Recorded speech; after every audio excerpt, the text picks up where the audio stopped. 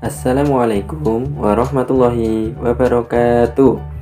Halo anak-anak, bagaimana kabarnya? Semoga selalu dalam keadaan sehat walafiat. Kali ini kita akan belajar materi tentang tema 1, subtema 1, muatan pelajaran PPKN. Tujuan pembelajaran PPKN kali ini yang pertama, siswa menyebutkan perilaku yang sesuai dengan nilai-nilai Pancasila dengan percaya diri. Yang kedua, siswa dapat mengidentifikasi perilaku yang sesuai dan tidak sesuai dengan nilai-nilai Pancasila secara disiplin. Pada pembelajaran 3, kita akan belajar tentang perilaku yang sesuai dengan nilai-nilai Pancasila. Berikut adalah nilai-nilai luhur dari setiap sila Pancasila. Sila pertama, menunjukkan bahwa setiap warga negara berhak memeluk agama sesuai keyakinannya. Sila kedua, menunjukkan bahwa setiap warga negara memiliki hak dan kewajiban sebagai warga negara. Sila ketiga, menunjukkan setiap warga negara diharuskan mencintai tanah air serta menjaga persatuan dan kesatuan dalam keragaman suku, agama, dan budaya. Sila keempat, menunjukkan setiap warga negara harus mengutamakan kepentingan negara dan masyarakat. Sila kelima, menunjukkan setiap warga negara harus memiliki sikap gotong royong dan peduli antar sesama. Pada pembelajaran keempat atau pembelajaran 4, kita akan belajar tentang pengamalan nilai-nilai Pancasila dalam kehidupan sehari-hari. Contoh kegiatan sehari-hari yang mencerminkan Pancasila yaitu berdoa sebelum belajar di kelas. Berdoa sebelum belajar di kelas merupakan contoh kegiatan mengamalkan sila Pancasila ke-1, ke-2, dan ke-3. Contoh yang lain, pemilihan ketua kelas itu mencerminkan sila keberapa saja? Pemilihan ketua kelas mencerminkan nilai Pancasila, keadilan sosial bagi seluruh rakyat Indonesia. Kemudian mencerminkan nilai Pancasila persatuan Indonesia. Selanjutnya juga pemilihan ketua kelas mencerminkan sila kerakyatan yang dipimpin oleh hikmat kebijaksanaan dalam permusyawaratan perwakilan. Pemilihan ketua kelas juga mencerminkan sila kemanusiaan yang adil dan beradab. Sekarang mari kita berlatih. Nah, ini perayaan Hari Besar Keagamaan. Perayaan Hari Besar Keagamaan itu mencerminkan sila keberapa saja? Nah, coba kita cek satu-satu. Ketuhanan yang Maha Esa itu termasuk mencerminkan perayaan Hari Besar Keagamaan apa tidak? Nah, ternyata sila pertama, ketuhanan yang Maha Esa, termasuk dalam perayaan Hari Besar Keagamaan, termasuk kegiatan yang mencerminkan sila pertama. Kemudian perayaan Hari Besar Keagamaan juga mencerminkan, apakah mencerminkan sila kedua? Ya, termasuk juga. Kemudian perayaan Hari Besar Keagamaan apakah mencerminkan sila ketiga juga, persatuan Indonesia? Ya, perayaan Hari Besar Keagamaan bisa mempersatukan Indonesia. Kemudian apakah termasuk sila keempat, yaitu kerakyatan yang dipimpin oleh hikmat kebijaksanaan dalam permusyawaratan perwakilan? Nah, untuk perayaan Hari Besar Keagamaan ini tidak termasuk. Kemudian sila kelima, keadilan sosial bagi seluruh rakyat Indonesia. Nah, ini kan termasuk keadilan.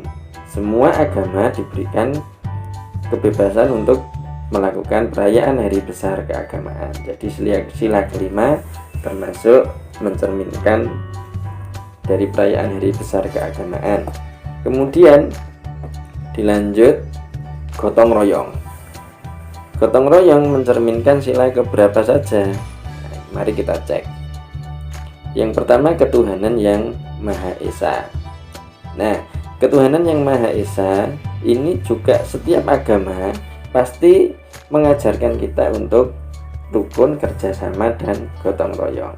Jadi gotong royong mencerminkan sila pertama juga. Kemudian sila kedua kita cek,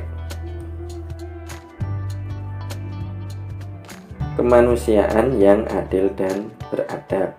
Ya, gotong royong termasuk yang mencerminkan sila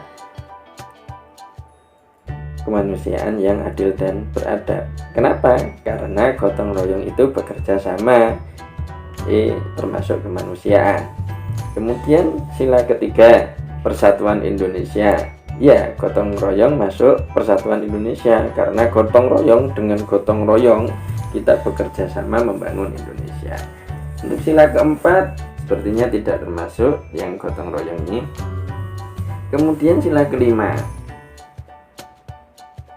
keadilan sosial bagi seluruh rakyat Indonesia, sepertinya tidak masuk juga. Kemudian kita lanjut, selanjutnya musyawarah untuk mufakat, mencerminkan sila berapa saja? Kalau sila ke-1, otomatis ketuhanan yang Maha Esa itu mengajarkan, setiap agama mengajarkan untuk musyawarah mufakat. Jadi ketuhanan yang Maha Esa itu musyawarah mufakat mencerminkan sila ketuhanan yang Maha Esa. Yang kedua, kemanusiaan yang adil dan beradab. Untuk memperoleh rasa kemanusiaan yang adil dan beradab, sepertinya musyawarah mufakat tidak termasuk ya. Untuk yang ketiga, persatuan Indonesia, musyawarah mufakat mencerminkan sila ketiga juga. Sila musyawarah mufakat mencerminkan sila keempat atau tidak? Mari kita cek. Kerakyatan yang dipimpin oleh benar, kebijaksanaan dalam permusyawaratan, perwakilan. Nah, dari situ saja ada kata-kata musyawarah. Tentu di situ tetap mencerminkan sila ke-5. Yang terakhir, keadilan sosial bagi seluruh rakyat Indonesia. Tentunya musyawarah mufakat mencerminkan sila ke-5, karena musyawarah bisa mendatangkan keadilan sosial bagi seluruh rakyat Indonesia. Nah, sekarang mari kita kerjakan, mari kita coba mengerjakan soal berikut. Ada tabel, yang pertama lokasi atau cakupan pengamatan, yang kedua kegiatan pengambilan keputusan bersama. Maksudnya bagaimana? Nah, jika di sekolah, contoh kegiatan pengambilan keputusan bersama itu apa? Maksudnya kegiatan pengambilan keputusan bersama itu apa? Ya, seperti musyawarah, diskusi, seperti itu. Nah, contohnya di sekolah, pemilihan ketua kelas. Ada lagi diskusi kelompok. Kemudian ada lagi pemilihan ketua kelompok. Itu contoh-contoh kegiatan pengambilan keputusan bersama di sekolah. Nah, kalau di rumah, contoh kegiatan pengambilan keputusan bersamanya apa? Salah satunya musyawarah untuk menentukan di mana lokasi liburan, contohnya seperti itu. Atau kegiatan pengambilan keputusan bersama seperti menentukan di bagian apa kita itu bekerja bakti. Contohnya ayah membersihkan kebun, ibu membersihkan dapur, gitu. Kemudian untuk di masyarakat, contoh kegiatan pengambilan keputusan bersama yaitu pemilihan kepala desa, contohnya seperti itu. Musyawarah 17 Agustus untuk mengadakan lomba apa saja. Nah, contoh kegiatan pengambilan keputusan bersama di masyarakat. Contoh pengambilan keputusan bersama di bangsa dan negara, contohnya apa? Pemilu, pemilihan umum. Ketika mau pemilihan presiden itu ikut mencoblos, seperti seperti itu contohnya. Ya, demikian tadi pembelajaran tema 1 subtema 3 muatan pelajaran PPKN pada hari ini.